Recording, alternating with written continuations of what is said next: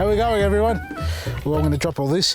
Now, the other day we've been cleaning up some of these English box here. You can see around the avenue, I call it, or just the aisle of our wedding area. And the English box, firstly, the discoloration. That's because it needs a feed, so we've just given it some blood and bone and black grit so we can get the magnesium back into the soil.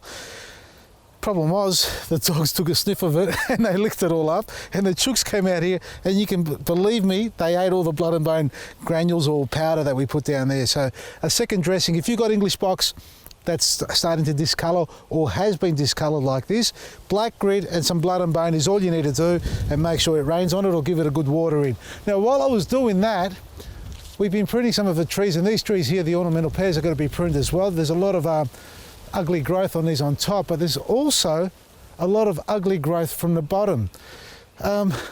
Grafted fruit trees and ornamental trees, the reason they graft them is because most of these trees come from different parts of the world, different continents, different climates, different conditions they require. Our Australian soils obviously are vastly different, and they do vary quite dramatically from state to state. So they graft them for many reasons, and one being that they'll be more tolerant in growing in our soils. Now, the problem I have with the graft varieties, and be it all an ornamental tree or a fruit tree, is that we have a graft versus host rejection going on. Sometimes the top half doesn't grow, or the top half overgrows, or it grows in a really ununiform shape. And other times you'll find that the actual rootstock is rejecting the graft on top and starts to push up suckers. And what I mean by suckers, and this is what's been happening here, and these are notorious for having rootstock suckers coming up everywhere. Over here, come with me, don't mind the rope, this is because of the horse, obviously. Just around here, see these things down here, down below? They're suckers. They're coming up from the rootstock. Nothing to do with the tree on top. They're basically suckering up from the base. Now, you can grow your trees ungrafted from seed, if you like, from cuttings, if you like, as ornamentals, and even fruit trees. You may hear around the traps that it'll take years for the fruit tree to actually produce fruit, if at all any. 99% of the time it will produce fruit, and it won't take years. It may take 5 years by comparison to a 3-year-old grafted variety. Now, what I mean by 3-year-old grafted is because when they graft the tree, it doesn't get sold to you within the first year. It sits in the nursery, in the paddocks for a couple of years before it moves on into the retail stores for you to be able to plant it in the ground and grow it on. So by the time you grow it for another 2, there's at least 3 to 4 years under its belt. So if you were to take it from a cutting or a seed, 5 or 6 years, yeah, a couple of years longer, but you're guaranteed to get, well, if it's not a hybrid variety, you're guaranteed to get the fruit and no suckers coming up. Look, there may be some problems with the root zone itself. I've travelled around a lot of places, and this is over the last 20, 30 years, and I've seen a lot of backyards, front yards, nature strips, community gardens, all sorts of places where people have done their own propagating, grafting, and transplanting, and basically, cuttings, where they've grown successfully, and from seed, that is, they've grown successfully without grafting, that is, trees that are producing fruit all the time. Now, my topic was suckers, and I've got the tools to do it, but thinking about the graft and a tree on top, I've seen it too many times, and I've got my paddock full of grafted fruit trees. That's the only way I could find all those varieties quick enough, and that's the benefit of it. But the paddock there has also had a lot of suckers coming up. Now, what I'm going to do here is demonstrate what you need to do without letting them grow too big on how to remove a sucker and make sure it doesn't grow back properly. It's not 100% guaranteed, but it's a lot better than just cutting it to the ground and turning a blind eye to it.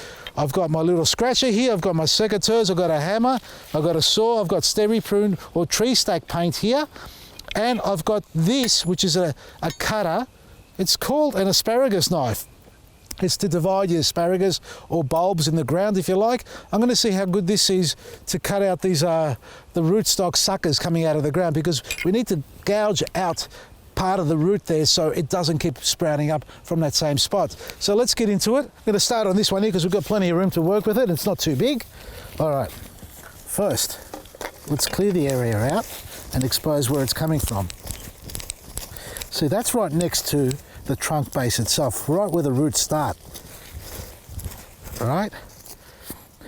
There are other ones where you'll find the root system is actually running out here somewhere and it's suckering up from there. So irrelevant whether it's there or right next to the trunk, it's still a sucker. It needs to come out, just like this one up here. Look up here. Now that's come up a couple of times and I've got only my bypass secateurs, but they're nice and sharp. So that's been coming up in the past. It's already grown too big once. It's trying to push up again. That needs to be taken off with the saw flush back to the trunk. I've got my Falco little pruning saw. This should do the job.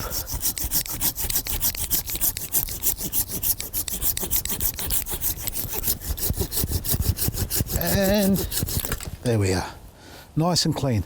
That needs to be painted over. We'll do that afterwards. Now let's work on this one down here. We'll cut this as close as we can to the base. Clear out a little bit of the soil. Avoid getting your secateurs in direct contact with soil because soil will blunt them.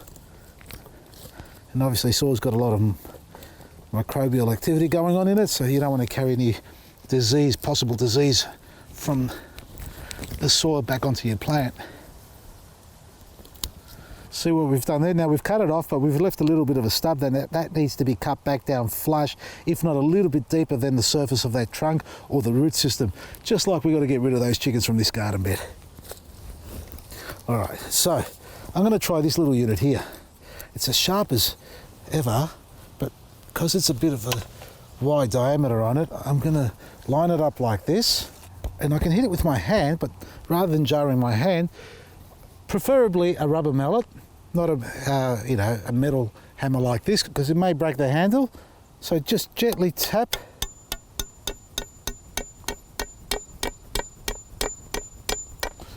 Maybe a bit more than gently. Yep, it's coming out. Just got to work my way around this.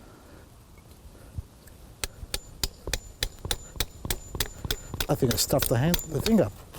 Have I? Well, folks, I've broken the handle, and that was soft tapping, and I've destroyed the blade on the other side. Oh, wow. Well, you ain't going to find this on our website, that's for sure. So the asparagus knife, obviously it's a knife, but it's a very soft metal knife, and asparagus is nowhere near as hard a wood like this tree is. My advice, do not use it to cut out these root nodes or suckers that are coming up. Well, we got it off. A little bit deeper would be better as well. And what I'm going to do is go and get yourself a chisel, a proper wood chisel, to clean this up properly, folks, because that's the only way you're really going to fix it. Either you can get a nice sharp knife or a chisel, which is preferable, and use a rubber mallet to chip away at the wood, to dig out and gouge out that eye or that bud that's growing there, that node that comes up from the rootstock there, so you get no more suckers. Because otherwise, if you leave a little bit of a stub, it'll constantly grow back and just give you nothing but headaches at the end of the day. And what happens is it stops feeding the tree above, and the rootstock takes off and becomes a tree of its own in its own right there. And that's not what you want here. So once you've done that, get your Steri-Prune paint, or just a water-based paint if you like as well. Not Steri-Prune, this is Tree Stack, my apologies. Steri-Prune paint is an oil-based, petroleum-based paint, which you can use as well. I prefer the Tree Stack, which is a bit more natural, like this. It's a bit more rubbery.